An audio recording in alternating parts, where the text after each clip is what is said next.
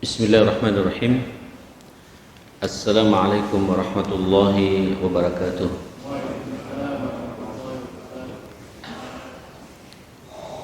Innal hamdalillah nahmaduhu wa nasta'inuhu wa nastahdihi wa nastaghfiruhu wa na'udzu billahi min shururi anfusina wa sayyiati a'malina may yahdihillahu fala mudilla lahu وأشهد أن لا إله إلا الله وحده لا شريك له وأشهد أن سيدنا وحبيبنا وقرة أعيننا محمدا عبده ورسوله أرسله الله رحمة للعالمين صلى الله عليه وعلى آله وصحبه وسلم تسليما كثيرا يا أيها الذين آمنوا اتقوا الله حق تقاته ولا تموتن إلا وأنتم مسلمون أصبحنا على فطرة الإسلام وكلمة الإخلاص وعلى دين نبينا محمد صلى الله عليه وسلم وعلى ملة أبينا إبراهيم حنيفا وما كان من المشركين اللهم إنا نسألك فهم النبيين وحفظ المرسلين وإلهام الملائكة المقربين رب اشرح لي صدري ويسر لي أمري واحلل عقدة من لساني يفقه قولي اللهم إنا نعوذ بك من أن نشرك بك شيئا نعلمه ونستغفرك لما لا نعلمه اللهم إنا نسألك الإخلاص والصدق في القول والعمل بسم الله توكلت على الله ولا حول ولا قوة إلا بالله. Jemaah sekalian, tentu kita bersyukur kehadirat Allah Subhanahu wa taala. Pagi ini kita bisa berjumpa kembali.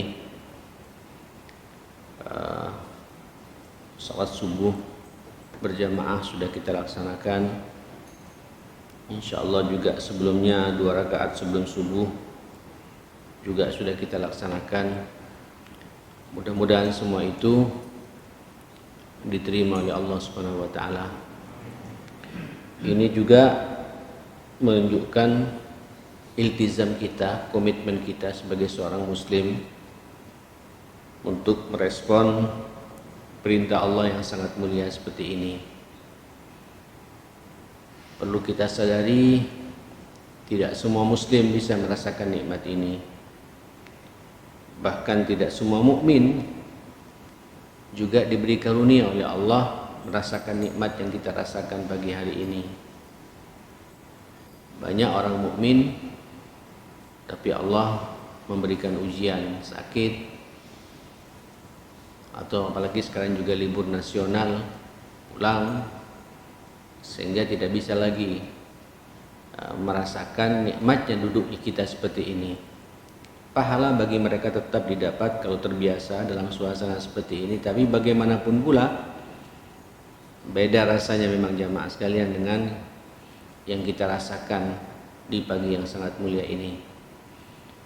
Mudah-mudahan iltizam seperti ini, komitmen kita seperti ini terus bisa kita jaga, bisa kita istiqomah sampai kemudian nanti kita mengakhiri kehidupan dunia ini dalam suasana seperti ini yang saya yakin dalam suasana husnul khatimah insyaallah.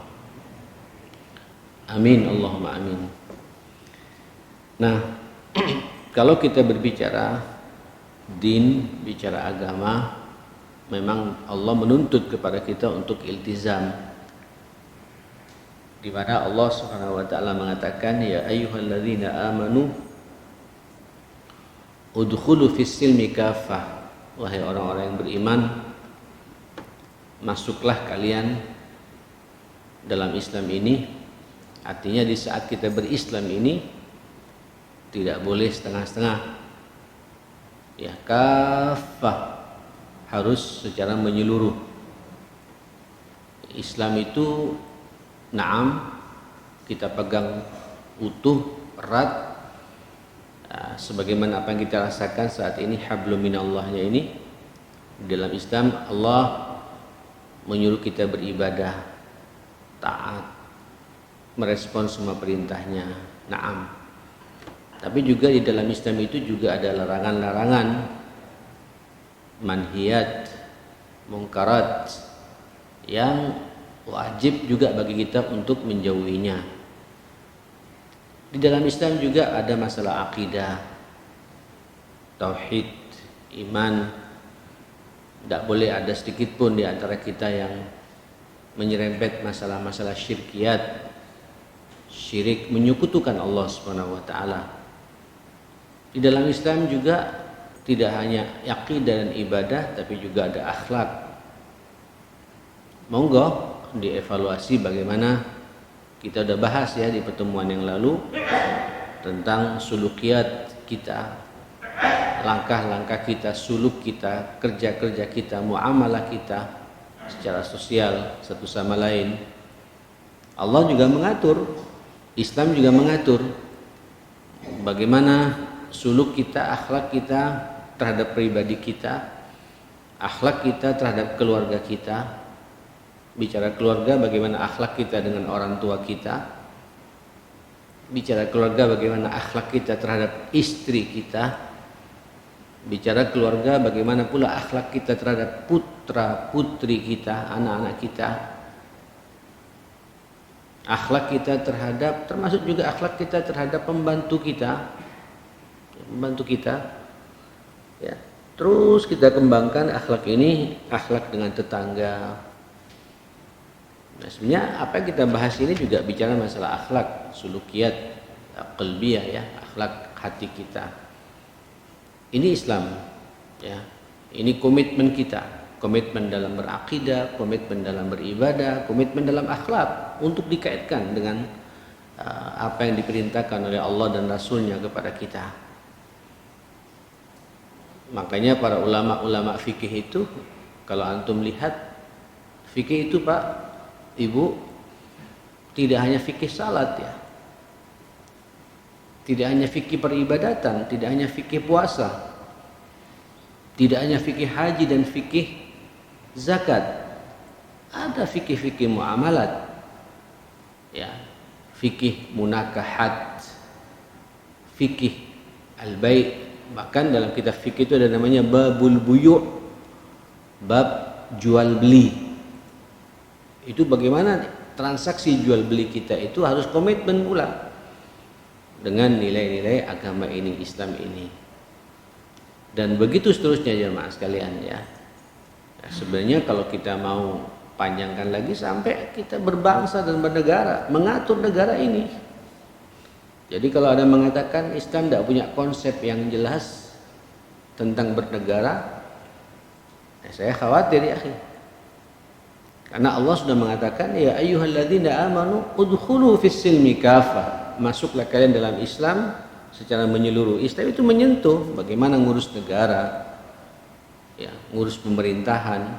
Ada. Cuma kita yang dimunculkan memang dibuat fobia kita ini, dibuat takut, risih membahas masalah Islam. Bahkan jangan masuklah masalah politik dalam masalah dalam Islam. Ini sekuler jamaah sekalian. Nabi itu turun ke dunia untuk ngurus dunia dengan nilai-nilai agama yang dibawa oleh Allah di langit ini, oleh Allah diturunkan oleh Allah kepada Nabi kita utuh jamaah sekalian. Nah, saudara sekalian, Nabi itu tidak hanya ngurus Madinah dan Mekah, Pak. Nulis surat pula pada Raja Persia, pada Raja Romawi. Sampai Romawi juga bisa ditaklukkan oleh para sahabat itu. Sallallahu alaihi wasallam. Apa kata Allah? Wala tattabi'u khutuwatis syaitan. Sebab kalau kita tidak, komitmen kita ini parsial, komitmen kita ini setengah-setengah, Islam itu hanya diambil ibadahnya saja. Sementara di rumah tidak ada Islam, tidak ada komitmen, Allah langsung mengatakan wala tattabi'u khutuwatis syaitan, janganlah kalian mengikuti langkah-langkah syaitan. Jadi kalau Islam ini hanya diambil separuh-separuh, berarti ya kita hanya mengikuti hawa nafsu kita. Ya. Wala in ittaba'al haqqu ahwa'ahum lafasadatis samawati wal ard. Kalau kemudian al-haq ini kebenaran ini diikuti oleh irama hawa nafsumu, tidak kembali pada aturan Allah yang sudah Allah tetapkan kepada kita, akan rusak Bapak. Pakai lam taukid di situ Allah Subhanahu wa taala. Dan pakai fi'il madhi lagi. Bukan Allah mengatakan la tufsidul ard, enggak, tapi la fasadatil ard, benar-benar akan rusak suasana yang ada di bumi ini dan ada di langit ini, dan di antara keduanya alam pun juga tidak mau bersahabat dengan kita. Jangan-jangan Pak ini apa namanya COVID-19 ini, apa, corona ini, jangan sekali virus ini berkepanjangan karena memang kita tidak komitmen dengan agama ini, tidak kembali pada aturan Allah Subhanahu wa taala. Nah, sehingga lafasadat samawati wal ardh, rusak apa yang ada di bumi dan apa yang ada di langit. Dan sepertinya memang seperti itu jamaah sekalian. Ya. Sehingga ayo Pak kita evaluasi bersama, dan tema kita Masya Allah membangun komitmen seorang muslim. Bagaimana kita Islam itu harus ada pada semua lini kehidupan kita. Ya. Jadi setiap sampean melangkah, kaitkan Pak dengan agama ini, dengan Islam ini. Nah, di pertemuan yang lalu kita sudah sampai di poin nomor 7, ada muriayatil adab wasulukiyat al-istimaiyah. Salah satu rendahnya komitmen seorang muslim itu kurang perhatian terhadap nilai-nilai, adab-adab, etika-etika, suluk, langkah-langkah kita di aspek sosial kita ini. Kita ini kan makhluk sosial Pak ya. Tidak bisa kita hidup sendirian. Kita hidup bertetangga kanan kiri kita. Kita juga bermuamalah, berbisnis. Kaitkan semua itu dengan nilai agama gitu. Ya, kaitkan semua dengan nilai agama. Tapi wallahu a'lam, nanti ini kemana-mana Pak ya. Sentuhan-sentuhan politiknya pun jadi nanti sensitif jamaah sekalian. Saya salah ngomong direkam kayak gini agak susah juga. Kenapa sih tidak dicoba agama kita ini sebagai solusi untuk menyelesaikan semua problematika berbangsa dan bernegara ini? Kok yang muncul rasa takutnya duluan gitu? Yang ada dalam benak kita itu agama itu seakan hudud saja itu. Tapi indahnya bagaimana akhlak Nabi dengan orang Yahudi. Ya. Makanya kalau antum lihat itu di ayat terakhir ya akhirnya. Ya Allah. Itu dalam surat At-Taubah sering dibaca sama adik-adik kita di sini itu. Ya, surat At-Taubah ini suratul Qital, surat yang berbicara tentang rahasia sukses Nabi ngatur negara. Ngatur negara ya. Sampai diakui menjadi umat terbaik sepanjang kehidupan umat manusia, karena legitimasinya itu langsung dari Allah Subhanahu wa taala. Kuntum khaira ummatin ukhrijat linnas. Itu ditutup Pak pada ayat terakhir itu. Laqad ja'akum rasulun min anfusikum azizun 'alaihi ma 'anittum harisun 'alaikum, Masya Allah, bil mu'minina raufur rahim. Ini sepakat para mufassirin mengatakan ini rahasia sukses Nabi mengatur umat. Surat Taubah yang berbicara dan Al-Anfal yang sebelumnya itu berbicara masalah qital, perang. Bagaimana sikap dengan orang munafik, sikap dengan itu ditutup. Terakhirnya Pak berbicara tentang ini loh yang rahasia suksesnya di sini. Berakhlaklah dengan akhlaknya Rasulullah, beribadahlah sebagaimana ibadahnya Rasulullah, bertawakallah sebagaimana tawakalnya Rasulullah. Subhanallah. Laqad ja'akum rasulun min anfusikum, datang kepada kalian rasul utusan Allah dari diri kalian sendiri. Ini kalau antum lihat kata-kata min anfusikum itu, ini bahasa yang sangat dalam dari Allah Subhanahu wa taala. Nabi itu bukan manusia eksklusif, tapi inklusif Pak. Berbaur dengan umat ini, diterima oleh masyarakat ini. Kalau jenengan lihat semua sahabat mengomentari, Nabi itu sangat perhatian kepada saya. Itu ritmenya sama Pak. Ini kan akhlak ya, komitmen Nabi, tidak milih-milih orang ya dalam bermuamalah itu, dalam bersikap itu. Rasulullah sallallahu alaihi wasallam. Komitmen, Pak. Makanya saya berharap ayolah semua langkah-langkah kita ya, kaitkan, Pak, dengan agama ini. Ya, biar kita diberkahi oleh Allah Subhanahu wa taala. Azizun alaihi ma'anitum, terasa berat penderitaan yang kalian rasakan itu di hati Nabi. Nabi itu, Pak, ya, sekarang kan banyak masalah ya. Longsor, apalagi, Pak, bandang, gempa, macam-macam saat ini jemaah sekalian. Itu terasa, tidak bisa diam Nabi itu. Deritanya kaum muslimin, derita kalian, deritaku juga, kata Nabi. Harisun alaikum, haris, perhatian, peduli betul Nabi itu. Kenapa kita tidak pernah mengangkat indahnya Islam yang seperti ini? Tapi yang muncul, Pak, hanya perangnya saja. Padahal perang itu alternatif terakhir, dan ini sering saya sampaikan dalam kajian sirah itu. Ya, selalu yang dimunculkan perangnya saja. Bagaimana para sahabat mengeksekusi, membunuh, lu ya apa sih? Sementara orang kafir membunuh, memerangi kita, nggak pernah dibahas oleh mereka. Bagaimana mereka memprovokasi Nabi, tidak pernah dibahas oleh mereka. Tapi yang dibahas bagaimana kita mengeksekusi mereka, lu ya. Dibolak-balik ini, Pak. Unik ya. Padahal sistem sekuler, Pak, ini semua dibahas, demokrasi sudah kita laksanakan. Ya semi-semi gagal, walaupun saat ini memang ini yang lebih masuk akal, tapi ujung-ujungnya yang itu, Pak. Jadi perebutan nggak sehat sebenarnya jemaah sekalian. Sistem ini kita dipakai. Kenapa sistem Islam nggak pernah coba dipakai? Nggak menjadikan alternatif jemaah sekalian. Nah, minimal karena ini sudah skupnya skup negara jemaah, kan kepada masing-masing kita lah. Ya. Kalau bahasa seorang ulama besar, aqim daulatul Islam fi anfusikum takum fi ardikum. Ayo tegakkan ya, daulah Islam ini, negara Islam itu pada diri kita masing-masing. Maksudnya kalau masing-masing kita ini jemaah sekalian berbicara Islam, kaitkan dengan pribadinya. Setelah itu kaitkan dengan istrinya, dengan anaknya, dengan keluarga besarnya.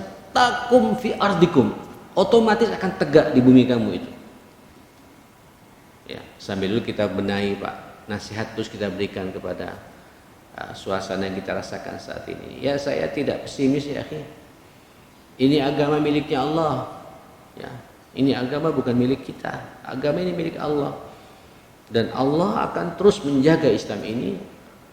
Quran yang sangat indah ini, karena itulah inti ajaran kita itu sampai hari kiamat.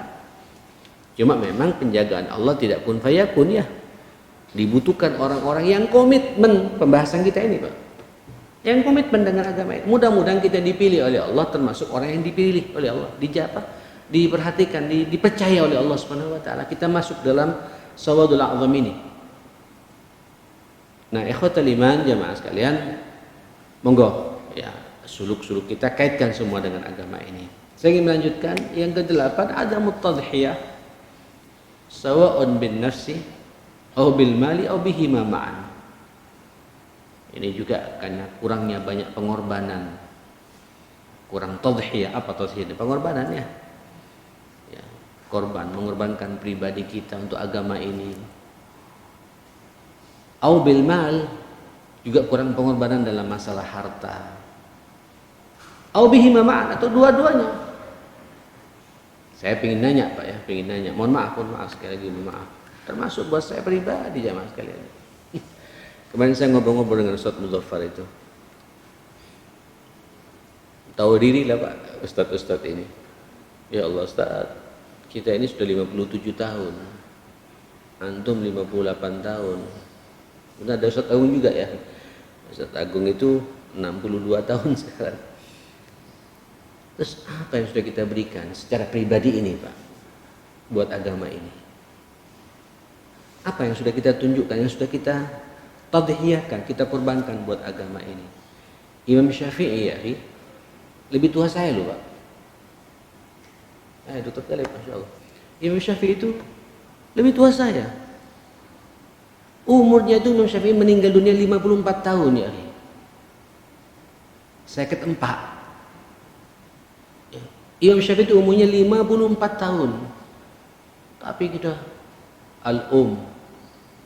Sampai sekarang Pak dirasakan kitab fikihnya itu jamaah sekalian. Ar-Risalahnya semua kita merasakan. Manaqib Syafi'i merasakan semua. Imam Nawawi yang biasa dibahas di sini ya. Setiap habis salat itu Riyadhus Shalihinnya sampai saya pun juga Pak, saya khatam Riyadhus Shalihin jamaah sekalian. Saya punya kajian kitab Riyadhus Shalihin di Indosat sampai tuntas Pak. Di Serikana sampai tuntas. Makan waktu 11 tahun baru tuntas itu. Nah, di rumah Dokter Talib juga belum tuntas dokter ya. Ya, karena sebulan 2 kali di rumah beliau di Gresik. Kaji terus. Berapa banyak pahalanya? Umurnya berapa jamaah? 45 tahun, Pak. 45 tahun. Imam Nawawi itu 45 tahun jamaah, tapi kontribusinya buat agama jelas ya, akhi. Terus ya apa kita ini? Tanya Pak pada masing-masing kita sekarang ini, apa yang sudah kita berikan buat agama ini? Apa yang bisa kita banggakan nanti di hadapan Allah? Yang sudah kita tunjukkan, dan inilah yang saya perbuat untuk agama ini gitu. Ini secara pribadi Pak ya. Oke lah, kalau agak susah tanyakan Pak, masing-masing sampai punya kaplingan harta ya. Halo. Jangan sampai nanti hartanya ditumpuk di BCA. Di mana lagi Pak? Di Mandiri, di Standard Chartered Bank, mana lagi Pak? Citibank segala macam numpuk, tapi nggak bisa kita nikmati. Nggak ada kontribusinya buat agama ini. Apalagi taruh di lemarinya saja Pak, tumpuk dilihat pagi-pagi dibuka, oh masih ada aman, tutup lagi gitu. Ya apa ini? Mal. Nah, harta yang sampean punya ini Pak, yang abadi yang sampean keluarkan di jalan Allah, yang sampean punya komitmen. Jangan sampai sampean ini kemudian ditita oleh harta, apalagi sampai tukaran karena masalah harta. Al-mal ini tadhiyah Pak, tadhiyah. Minimal kalau saya tidak bisa beri kiprah untuk ilmu saya pandang pas-pasan, ya mohon maaf ya. Ini kan rata-rata sarjana semua nih Pak ya. Halo. Anggap sudah SMA lah rata-rata gitu. Sampai berapa lama mencari ilmunya Allah di SMA Pak? 12 tahun ya. SD berapa? 6 tahun ilmu dasar itu. Ilmu dasar 6 tahun. Ilmu menengahnya 3 tahun. Menengah atasnya 3 tahun lagi. Tumpuk semua 12 tahun. Kalau S1 tambah 4 tahun. Jadi berapa? 16 tahun. Mencari ilmunya Allah 16 tahun apa Pak? Pengorbanan ilmu yang sudah sampai berikan buat agama ini. Ngeri juga ini Pak. Makanya salah satu kata Nabi, la tazalu qadama 'abdin yaumal qiyamah hatta yus'ala an arba. Tidak akan tergelincir 2 kaki seorang manusia sebelum ditentukan oleh Allah mau ke surga atau ke neraka. Ada 4 pertanyaan ketat itu. Umurnya dihabiskan kemana? Fisiknya, loyonya karena apa? Sakitnya karena apa? Ilmunya diamalkan atau tidak? Ilmunya Pak. Makanya yang jadi pengusaha-pengusaha ini jamaah sekalian, silakan dengan ilmu manajemennya, ilmu tekuni, cari dunianya Allah. Karena Allah percaya kepada kita. Tapi begitu kita kuasai, ini peluang saya, tadhiyah saya, komitmen saya buat agama saya ini. Ada kontribusinya loh Pak buat agama ini. Saya mau bicara apa adanya lah. Saya kebetulan 1 bulan ini jamaah sekalian sampai saya ke Jakarta segala macam, ya mikirin sekolah kita ini Pak. Stidki ini jamaah sekalian, tidak hanya Stidki Pak, Al-Irsyad sekarang juga bermasalah. Sekolah-sekolah swasta Pak mau tutup semua sekarang ini Pak. Ya apa 1 tahun anak didik kita dibiarkan terbengkalai kayak gini. Terus orang tuanya juga ogah-ogahan, pekerjaan mereka juga kena pandemi begini nggak jelas Pak. Rata-rata sekolah swasta yang namanya IT Pak, Islam Terpadu Pak, itu SPP yang masuk 30-40%. Terus gimana gaji gurunya?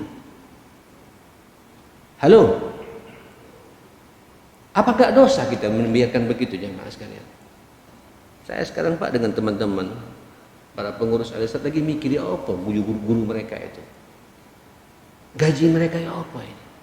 Mereka ngajar dari rumah juga, jenuh di rumah, pengen ketemu dengan murid tapi tidak diperbolehkan oleh pemerintah. Solusinya punya gimana nggak jelas Pak. Ya kalau sekolah negeri ini enak Pak digaji. Yang swasta ini bagaimana? Termasuk juga STIPKI ini. Cuma kita kalau saya sih optimis saja Pak. Ini proyeknya Allah. Saya yakin kalau itu. Ini proyeknya Allah tidak akan membiarkan kita Pak. Cuma saya harus terus ini tadhiyah saya, pengorbanan saya dan teman-teman di yayasan ini untuk kemudian mengetuk kaum muslimin. Pak, ini STIPKI atau ada 120 orang. Makanya kita sekarang ada Baitul Mal dengan Ustaz Farabi, di komandan Ustaz Farabi ini. Untuk kemudian penghimpunan ini, tidak hanya STIPKI-nya Pak, tetangga-tetangga kanan kiri juga segala macam. Ya, yang perlu juga perhatian dari kita. Ada gerakan apa? Beras apa namanya? Sedekah beras, ya Ustaz. Sedekah beras segala macam. Memang ke sana jemaah sekalian. Ini mal kita, ayo maksimalkan untuk ke sana jemaah sekalian. Itulah harta kita yang sebenarnya kata Nabi Sallallahu Alaihi Wasallam yang akan kita bawa ke akhiratnya Allah Subhanahu Wa Taala. Adhat tadhiyah sawa'un bin nafsi au bil mali au bihima ma'an. Ayo Pak, berkorban. Tanyakan pada diri kita tiap hari apa yang sudah saya berikan buat agama ini. Allahu Akbar. Kemudian apa yang sudah kita berikan lewat harta yang saya miliki ini. Kalau pribadi Pak, kita punya ilmu. Sampai tanyakan ilmu saya ini ada nggak kontribusinya buat agama ini? Keberadaan saya ini Pak, fisik ini, ada nggak manfaatnya buat agama ini? Terus begitu. Ini namanya komitmen seorang muslim. Membangun komitmen seorang muslim ya seperti itu, ma'asyar muslimin. Nah, sudah sekalian, itu waktunya habis Pak ya. Ya sudah cukup lah. Cukup, nanti kita sambung lagi. 1 poin berarti saya bahas ini ya. Pada saya mau masuk 3 poin ini Pak. Kita sambung lagi di pertemuan yang akan datang insyaallah. Mudah-mudahan Allah terus mengistiqomahkan suasana seperti ini. Gini sih ya. Mulailah dari hal-hal kecil dulu Pak ya. Kalau sampai di rumah sudah punya harta, ya po anakku. Karena nanti insyaallah sedekah yang paling baik sedekah buat keluarga dekat dulu ya. Orang tuaku, terus begitu. Bangun terus seperti itu. Sampai merasa bahwa apa yang saya miliki ini memang miliknya Allah dan saya serahkan pula kepada Allah Subhanahu wa taala. Rabbana atina fid dunya hasanah fil akhirati hasanah wa qina adzabannar. Rabbana ighfir lana wa tub 'alaina innaka antat tawwabur rahim. Allahumma arhamna bil Qur'an, Allahumma ihfazna bil Qur'an, Allahumma akrimna bil Qur'an, Allahumma saddid lana bil Qur'an.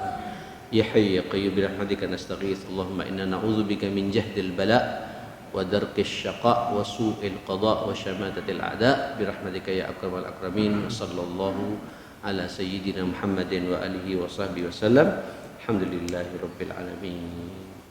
من يقرأ؟ نعم. Ini impor nih Pak.